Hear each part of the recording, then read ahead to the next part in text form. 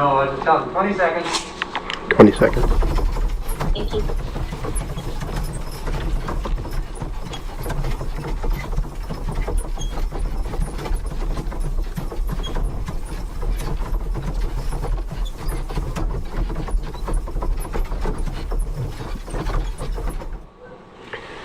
It's Friday, July 24th at 7 p.m., live from the stage of the Peterson Tech campus of the Westbrook Walnut Grove High School. I'm your host tonight, Daryl Herdlichka. I've been a member of the pageant family for about 15 years now, and I've enjoyed every second of it. Pa just got elected Justice of the Peace, and things have been going well until now. Laura invited Nellie to a summer party on the banks of Plum Creek, and we're almost at an end to Laura's Prairie Summer, our 6-part mini-series. We have a mixture of live and recorded scenes, special guests, and more. This is Episode 5, Justice with No Peace. The weather has been a concern as the wheat crop is looking dry, so we sent a telegram to Barb Mades-Bousted, a noted meteorologist with a warm front of interest in the weather that Laura Ingalls noted in her book. Please welcome Barb Mades-Bousted. Barb, are you storm chasing even now? What is it about the weather and Laura Ingalls that excites you? If there were storms to chase, I'd be chasing them. I am a meteorologist and a climatologist in my schooling and training, and a Laura Ingalls Wilder lover at heart. And what better way to put them together than to look at the weather and climate events that are sprinkled all throughout Laura's books and try to find the science behind them. Okay, well, the big question, of course, is, does Laura present an accurate picture of the weather in that time period? It's very interesting to me because there are a lot of debates in a lot of parts of Laura's books about what's fictional and what was actually based and rooted in the history of what happened. When it comes to the weather, though, Laura was incredibly accurate in her descriptions of the weather.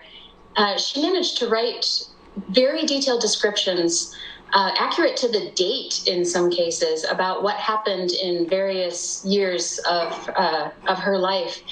And she did it without the internet or anything to look up these dates like we have now. She just had them in her memory and printed there. And I think maybe because they were such impactful events, she was able to recall them and continue to tell their stories through her life. And they became really imprinted for her.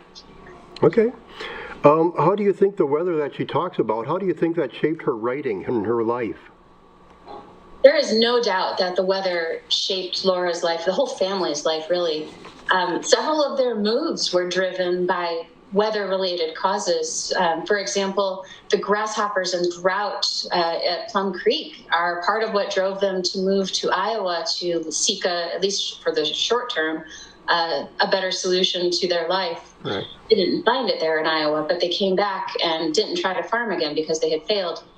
And weather played again into their lives very strongly when they were first trying to settle in De Smet, Dakota Territory, which became De Smet, South Dakota. Right. Their very first winter there was among the worst winters that we have seen since European settlers reached this part of the United States. So that winter imprinted them very strongly with how hard it can be and how hungry they can be, and that they needed to take care of their own supplies because the weather could do things as drastic as close off the trains for an entire winter. Right.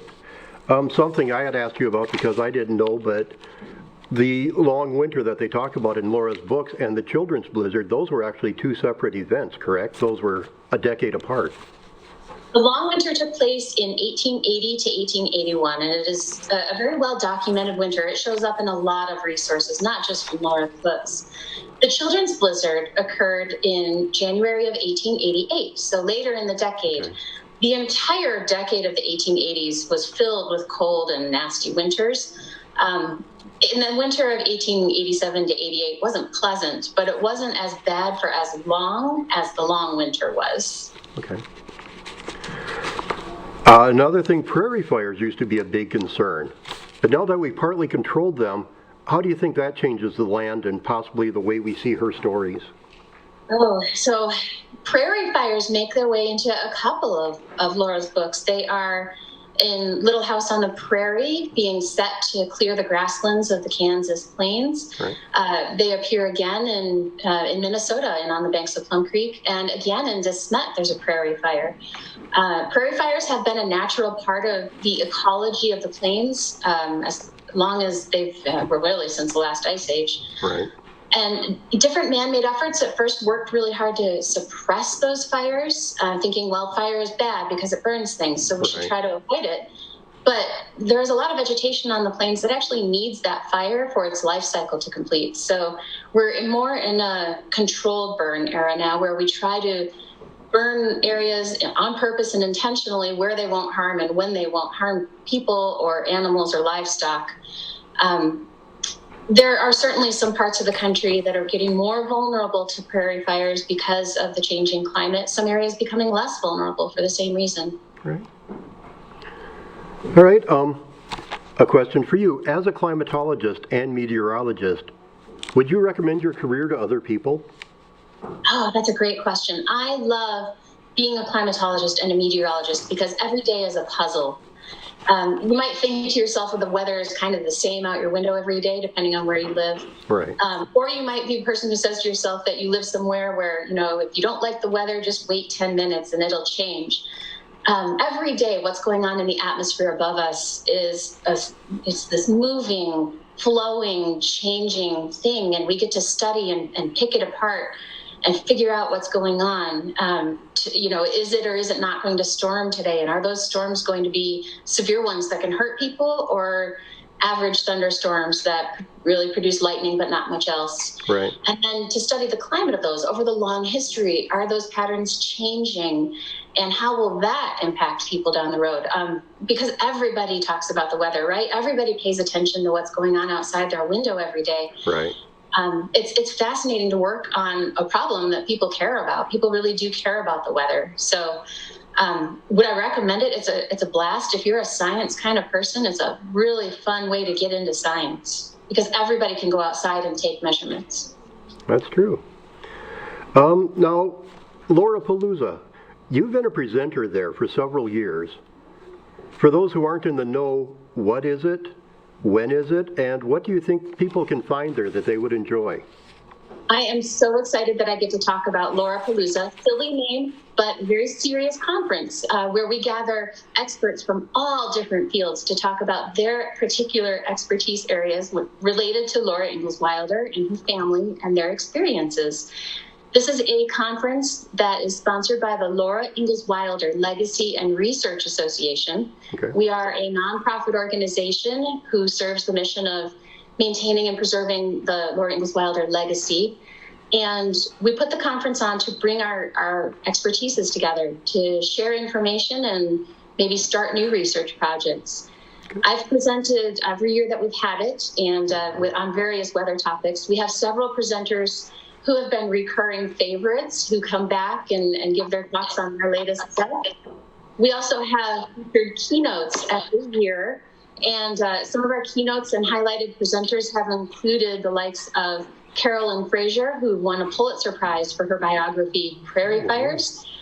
We have also had William Anderson speak several times. He is a noted biographer of Laura Ingalls Wilder as well. Yes, we were talking to him last week. As I see, she is joining us. Allison Arngrim was able to be with us in 2012 to present her stories and her show, if you will, to our conference attendees and to give us a little entertainment and enlighten us, but also to share some of her experiences and share some of her time with us too. Sure. So we've been really fortunate that we pull together folks who have come into Laura Ingalls Wilder by reading the books, right, or have come into Laura Ingalls Wilder by watching the TV show.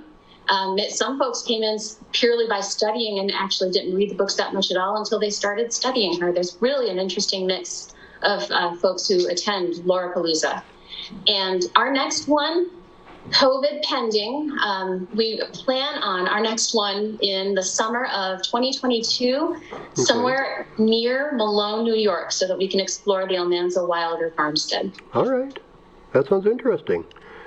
Blowing up a storm from the West Coast is a powerful tornado of a person who played Nellie Oleson on the Little House series. Allison Arngrim has also presented at Laurapalooza, and we welcome you to our little dugout on the banks of Plum Creek. Thank you very much. Allison, what were your experience like at Laurapalooza? Oh, I loved Laurapalooza. I've been hearing about it for ages, and I was so excited to finally get to go. And it was fascinating because a lot of librarians, a lot of history folk and book folk, and people who are really into the history of it, and whole seminars on. So if Cap Garland and Almanzo had to take two men on a sled and bring back the wheat, etc., and the wind was blowing 40 miles an hour, how long would it really take them? And I was like, wow, really? But then it was sort of like really interesting. And there was stuff about people who make their own corsets and clothes and things. But what's funny is, as serious as they all were, I wound up doing a whole stand-up comedy show evening, and they went wild. They were totally into it. So they are not too square at Laurapalooza, I can tell you that. That's right. We can let down our bonnets. We know how to have a good time, too. All right, well, Barb, keep that weather happy, and we'll look for you on our next sunny forecast. Thank you very much for being here tonight. Thank you so much for having me. All right, Allison, just have a few questions for you. Laura Ingalls Wilder's writings have been criticized for being culturally insensitive. What's your perspective about those concerns? Well, because, I've been reading them aloud every day now on Facebook, right. And yet there are moments in the books that are, for people raised in today's climate, jarring, because they're written in the 1930s, and they're written by this woman looking back at her childhood in the 1800s. Right. So the time period she's describing, we're literally at war. These people have invaded, and the Native Americans and people are shooting at each other. There is, in fact, a war going on. But what's interesting is, people keep saying Laura Ingalls said. No, Laura Ingalls created several characters who said that. That's true. Caroline Ingalls, the character of Caroline Ingalls, says that she hates Native Americans and they are savages and they should all die, et cetera, et cetera. But in the books, both Laura and Charles argue with her repeatedly and say, no, you're wrong. No, why are you saying that? And Laura several times going, well, if you don't like them, why are we living on their land? Doesn't it belong to them? Why did we move here? And Charles keeps saying, Caroline, don't you remember when the Indian who came over last year and brought us food so we didn't starve to death? And they argue directly with her. Now, these are obviously not transcripts because she was about 7 when this would have happened. Right. And so she was not contradicting her parents. She didn't take this is not what actually happened, which means that Laura Ingalls Wilder inserted this conversation into a book that came out in the 1930s, which was not exactly woohoo Native American Liberation Week. True. And she put this in at a time when people still had great animosity to Native Americans. It reads almost like a Native Americans' rights brochure. She is making the argument repeatedly in the book, this is their land, why are we on? And the parents go to bed, Laura, go to bed, because she keeps saying, oh, why are we taking their land? And didn't you say they had a treaty? And what do you mean they broke the treaty? And it's like, uncomfortable. So it's very clearly not Caroline's view of I hate you. Now, of course, when you get to little Happy Golden Years, right. You have a sequence where there is a minstrel show and Paws in blackface, and this weirdly is treated as if it is the most completely normal, wholesome thing that ever happened. There's like no commentary on it. It's kind of, whoa, wow. But again, the book came out in the 1930s. So I think absolutely before flinging the books at your small children and saying, here, read this, there's parental guidance is required in several chapters. Or at least a little explanation of the... Right. All right. Now, we can't really speak of her work without considering other works that has inspired, including movies, plays, and the television series, of course. What value do you think they add or detract from the messages she was trying to convey, as you were just saying? Well, and I think definitely add. I mean, when you look at how it's expanded, I mean, just like obviously Mark Twain, how many movies got made and TV shows and everything. So this is what you want when you're a famous American author, is that your works will live on and people will make TV shows and will make movies of them, and they'll go back and keep reading your books. And it's particularly exploded this year, I think. The number of people who are watching it while they're quarantined and staying at home. Right. And the fact that young people are going, there's an episode called Plague, there's an episode called Quarantine. Terribly funny. But it has really expanded. And a lot of very young people who are into really kind of fun pop culture things who would not normally be the target audience, the market for, say, you would think, for Laura Ingalls, have now come on board and are going back and reading the books and are really into it. So I think this is marvelous that it has now expanded to all these different mediums. All right. What are you working on currently? Oh man, what am I not? When this all started, I sat in the middle of my floor in March and said, what am I going to do? And my husband said, oh, you'll think of something. So I've been reading the Little House books every day at 1:30 on Facebook. Right. I do my stand-up comedy show, pay-per-view streaming live thing on stageit.com. I have a show coming up August 6th. I'll be performing at that end of the living room. I also am on Cameo. I'm on Coach the World.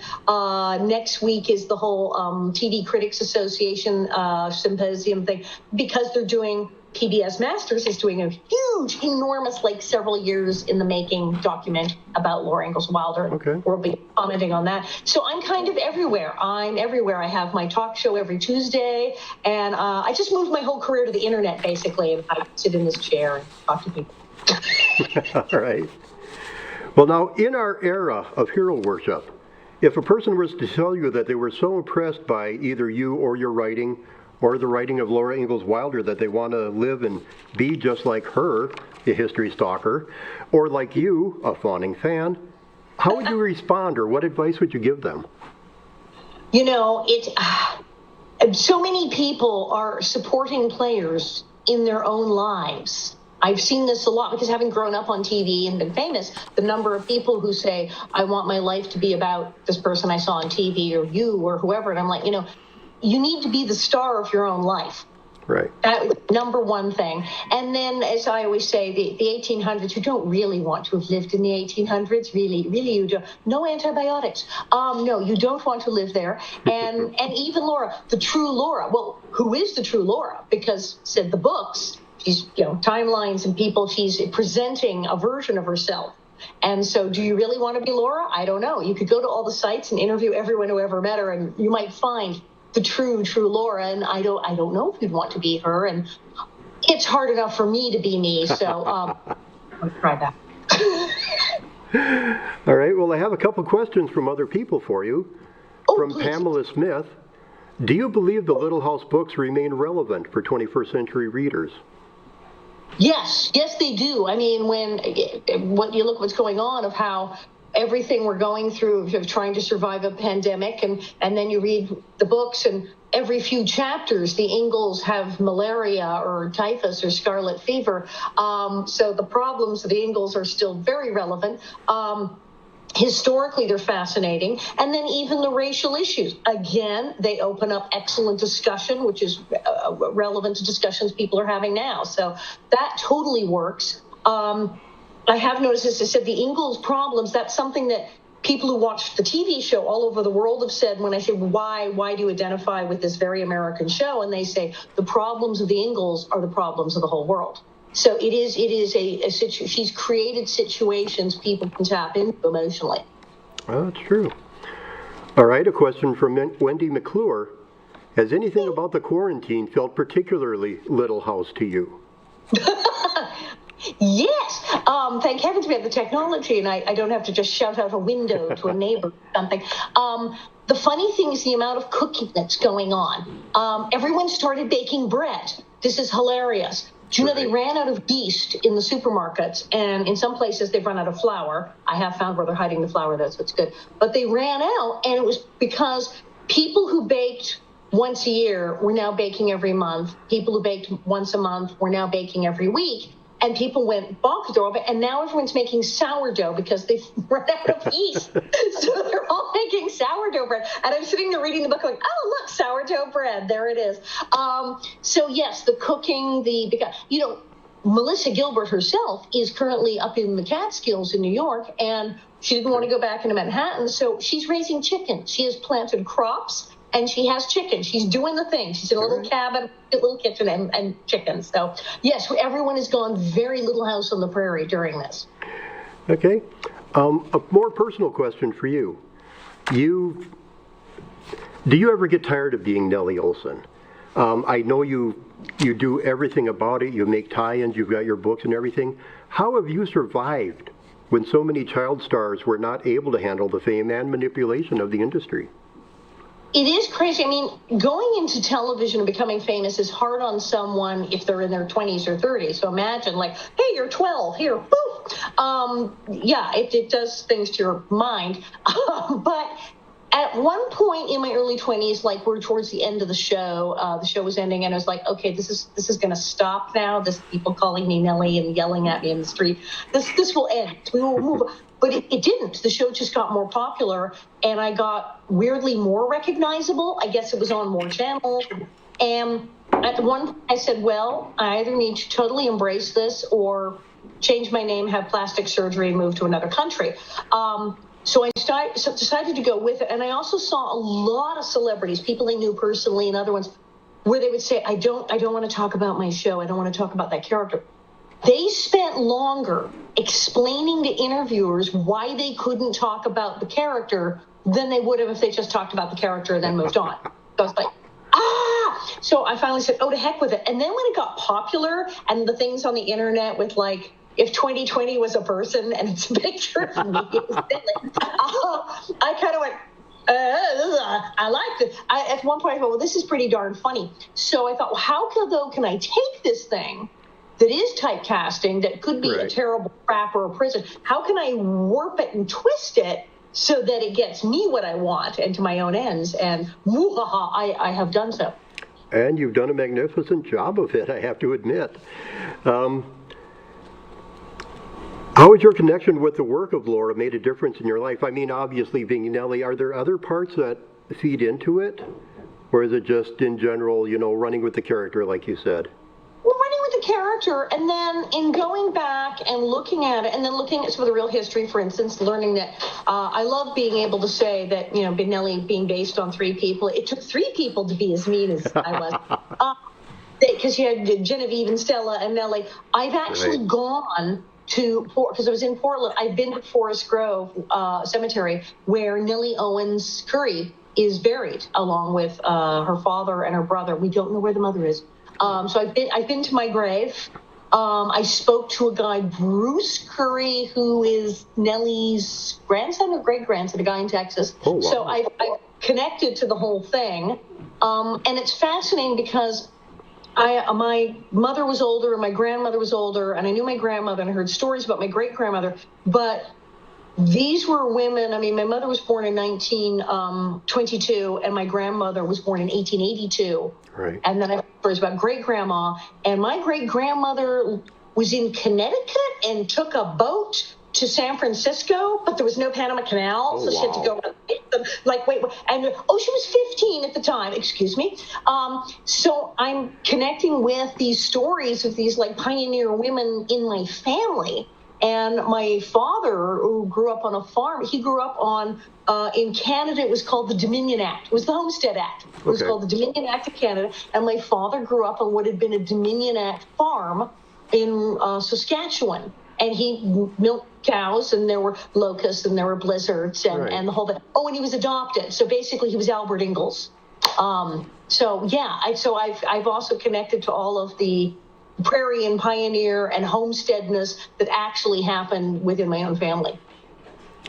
Okay, well, that's fascinating. Thank you so much. Thank you to Barb and Allison both for being our guests tonight. The horses are hungry and need some feed. So before we leave you, Allison, any last thoughts or a favorite Laura quote before we let you help us bring in some firewood? What was the one that Pa keeps saying? All's well that ends well. All right, thank you very much, both of you. Across the country, indoor and outdoor theaters are on extended intermissions. Thank you for the donations coming in from last night. Our Laura's Prairie Summer Series is free to watch online for a month, but as each of you knows, the expenses don't stop just because the income is dropped to zero. Please donate to us or another worthy cause if you are able. Thank you. Now, Pa was Justice of the Peace, and though the town was mostly quiet, on occasion he had things to do, as in our scene, Justice with No Peace.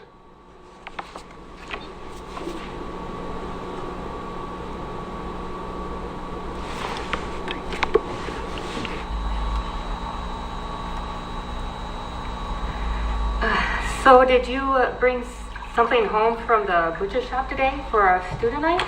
No animals today. Mr. Knight did say that he's got an animal, cow with a limp, and he'd like to get the thing butchered, so tomorrow there should be a fresh supply. Pa, does it hurt the animals when they die? It's quick, Mary, but sometimes it depends upon the animal. I suppose it's like when folks around here pass away. Sometimes it's painful, and sometimes it's mighty. Enough of that talk.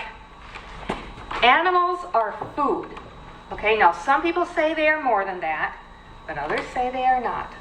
Now either way, we need to be thankful for whatever gift of food we receive. Mr. Ingalls, it's Mr. Nelson. He's not doing so well. I already told Mrs. Nelson. Thank you, Anna. I'll be right there.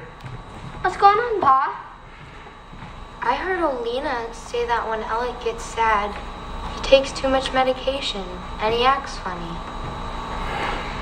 Sounds like when I took care of little Nan at the Master's store. Mrs. Masters would be just fine, laughing, cutting up greens for supper, and then just like that, she would fall on the floor and be still as death. I'd sprinkle water on her face and she'd come around, and then she'd be real tired. Well, it's sort of like that, but Mr. Nelson doesn't fall asleep. He gets angry, and it's very sad. He's such a good man. He's helped us out time and again. But he's got a weakness, like most of us do. So do you have a weakness, Pa? I sure do. I can't say no to you girls when it comes to playing my fiddle. Well, I best be off. I'll be back again soon. I hope. Take care, Charles. You sound worried, Mom. Should we do something? Well, sounds like Mr. Nelson had the same weakness that Dr. Hoyt had. We are better off here. Pa and Mr. Nelson are great friends. What's Pa going to do that he doesn't want to do? Now, girls, you are no longer children, so listen close. Pa might have to have Alec stay in the jail for the night until he feels better. But why if he's a good friend? Okay, they are good friends. And good friends help each other out, even when it is a hard thing to do. Mary, remember when you had that high fever? And we had to cool you off. So I cut off your beautiful long hair. It may have saved your life, even though it didn't save your sight. Well, my hair grew back. And Laura's my eyes, so I'm lucky. Ma, don't cry. I love you, even though you had to do hard things. Being Mary's eyes makes me see everything closer. When I describe things to her, it stays in my head just like I saw it. Oh, girls. I think some things are hard to do because they are the right thing to do. Now, your pa, he has hard things to do because people trust him to be fair and to follow through. And that is why he is Justice of the Peace. So does that make him famous? Famous? Well, he's famous in our house, and that's enough. Is Mr. Nelson okay? Is he in jail? I like you, Pa. Well, it sounds like you girls have been having some lessons that you don't learn in school. It went as well as it could. The saloon is closed, and Olena got there before I did, and she put Alec in the back of the wagon and headed home. Did you do hard things today? I did, but Olena had a lot more hard things to do before I got there. I will go out tomorrow and check on the children. Are they sad? I think I would be if you got sick, Pa. Well, even though we get sad, girls, we put our faith in God and in the strength of our family and our good friends to see us through. But it takes time to get better. Yeah. And Mr. Nelson will get better too. I'll tell you what, I'll take and throw a load of wood in the wagon, and I'm sure they could use some help cooking. Laura, will you cook around here tomorrow so your mom can help out at the Nelson house? Yes, Pa. And Mary, Julie and Anna might walk into town and come to our house. Treat them well and make sure they get something to eat. Thank you, Caroline, dear. Whatever for, Charles. Well, I was always a wild man looking west for my good fortune. But you give me strength to endure. You are my good fortune. Well, now I know why I married a fiddle-playing man.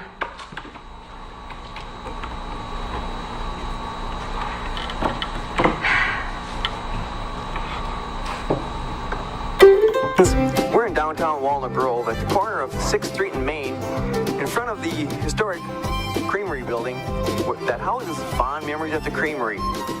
Welcome to Fond Memories, where we have a lot to offer. We have books and puzzles and games for all ages, gifts perfect for wedding shower and baby showers, specialty foods, scrapbook stamps and paper craft supplies, art supplies, home decor items, 1803 candles. We offer classes that take 6th class the first Thursday and Friday of each month. Remember to shop local, small business.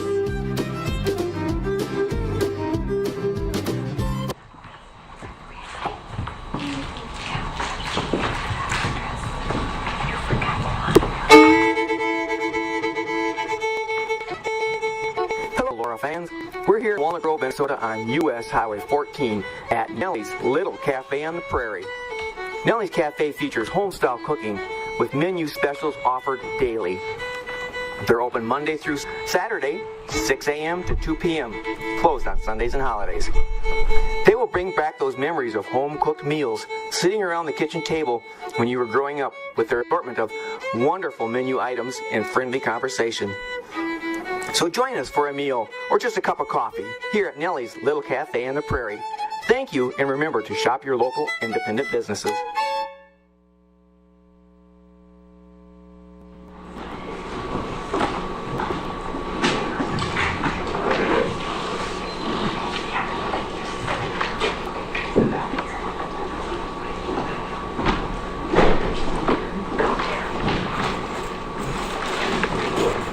Nellie Olson learned a lesson in our last episode, but Laura has a plan to educate her even more in Vanity Takes the Cake.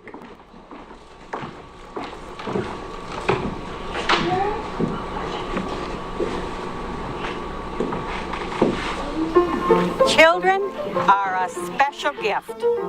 Every now and again, they can be unkind and harsh to one another.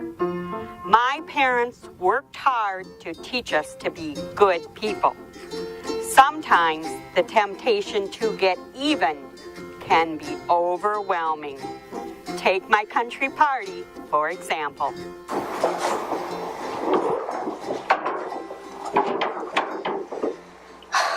Why did I have to invite Nellie? She's so... Laura, hush. Nellie invited you to her party, so now it's our chance to return the favor. Yes, but she's so difficult. Laura, listen to your mother. You catch more flies with honey than with vinegar. They're here. I can take the food outside. I can't wait to taste the vanity cakes. 3 teaspoons of powdered sugar. And the fresh lemonade. Come on, Laura. It's your party. Don't be so grumpy and have some fun. I most certainly will.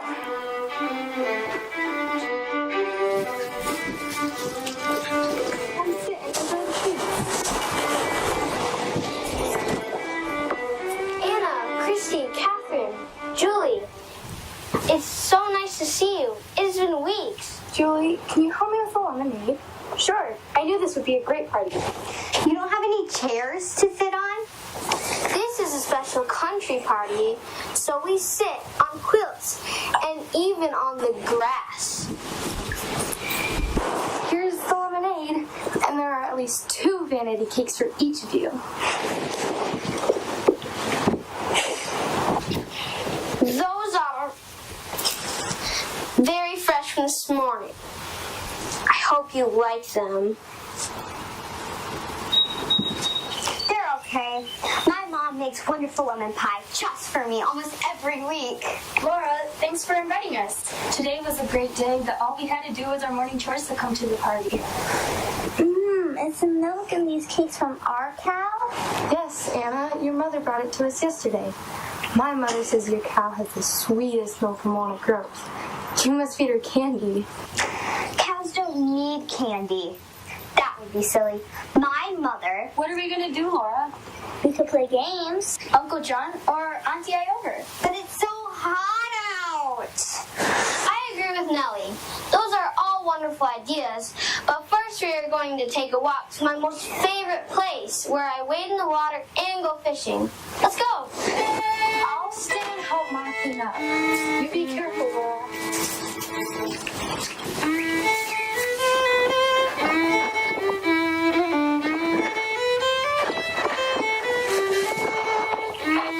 You're so slow. I don't want to get my very nice dress dirty. Oh, I'm so warm.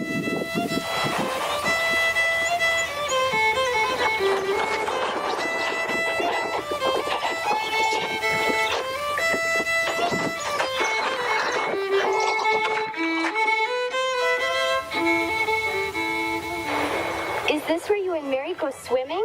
It's beautiful. Take off your shoes. I don't know. My mom told me not to get dirty. But she didn't say you couldn't cool off a little. You scared? No, it's just... Is it deep? It isn't much fun if this is your idea of a party. Suit yourself, scaredy cat. Julie and Catherine are brave enough to come in. I'm not scaredy cat. Oh, wait, follow me.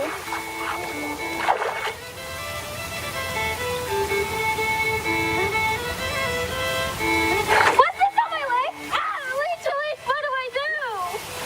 Just pull them off. Oh, they're so slippery and gooey. Here, sit down. I'll help you. It's nothing really. Here's one on me, too. Oh, shit. They're on me, too! Don't be silly. It's just a leech. I think they suck your blood. Laura, get these off of me! Oh, all right. If you'd keep moving in the water, the leeches wouldn't find you. Come, sit over here. Just dip them in. Wash them off. Keep them moving. Okay. Oh, hi, Mary. Don't go in the water over there. Too many leeches. What are you doing by this wall? You know there's a mean old crab under it, and he bites everything. Crap!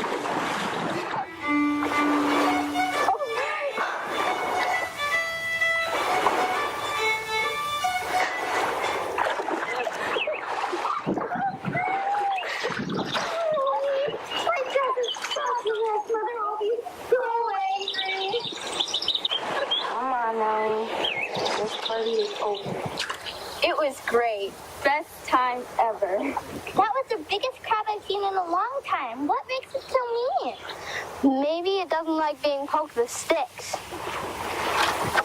More like people, I suppose.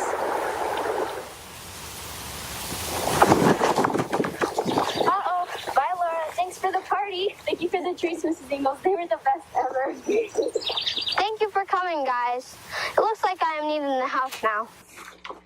Laura Elizabeth Ingalls, you come in the house this very instant.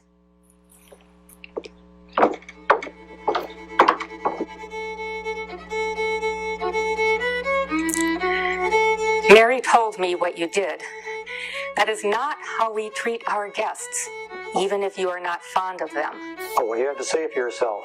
Yes, Ma, but Nellie was being so bossy. Well, you will need to be punished for your bad behavior.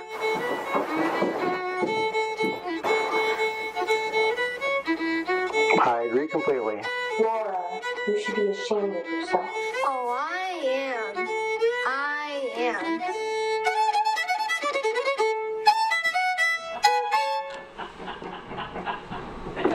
Laura's Prairie Summer shares some of our sun and rain and a bit of breeze to cool and stimulate your thoughts and dreams. Laura's Prairie Summer series is free to watch online for a month. Let us know what you think.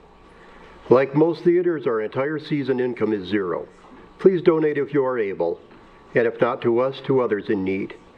Thank you from the cast, crew, and greater community that shares Laura's Prairie Summer with you.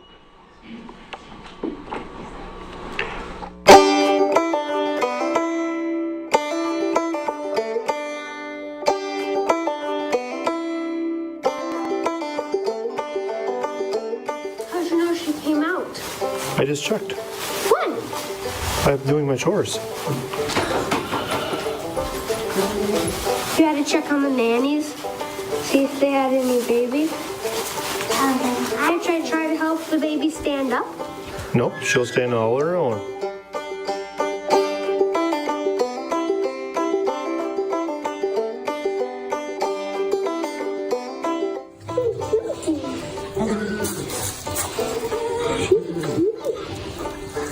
Oh, you're so nice.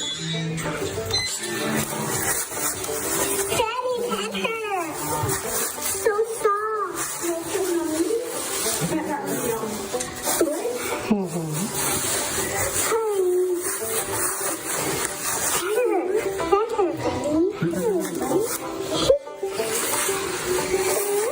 She's cute, isn't she, Mama?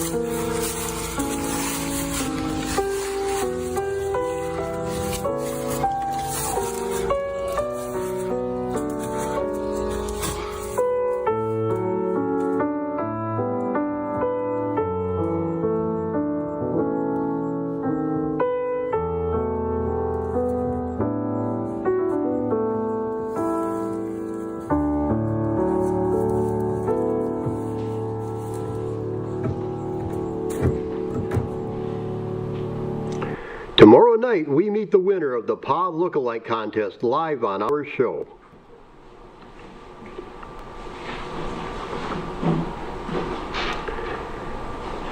Thank you for watching. The Laura Ingalls Museums are opening with caution and restrictions. Please check their website so you know what to expect. Tomorrow will be episode 6 on Saturday, July 25th. With special guest Pamela Smith Hill, an American authoress with many works, including Laura Ingalls Wilder, A Writer's Life, and Laura Ingalls Wilder's Pioneer Girl, the annotated autobiography. We'll also take a closer look at the wonderful horses from Swede and Jason Benson that pull Pa's covered wagon. Well, Ma, it's almost time to put this show to bed. Just one more night. We'll see you Saturday night at 7 p.m. Central Time when the Wilder Pageant brings you episode 6, Making Laura's Dream, our final part of the 6-part miniseries, Laura's Prairie Summer. Have a good night.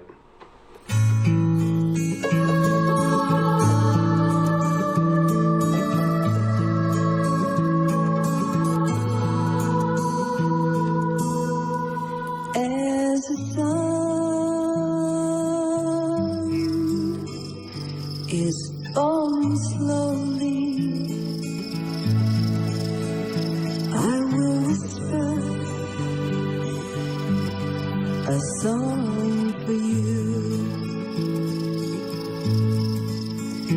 a song about the feeling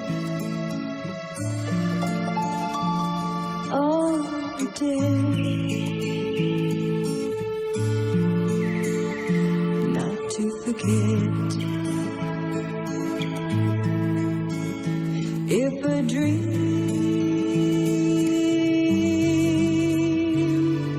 could tell a story, if the story could come true, then we would write a legend, play the parts, see yesterday. Close your eyes, drift away, let the sun warm your heart, and the wind blows fragments of a dream. In silence, walk together. Memories lead the way. You can feel our dreams are magic, like a vision.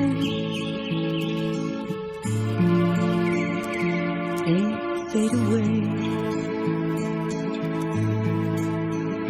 Close your eyes, drift away, let the sun warm your heart, and the wind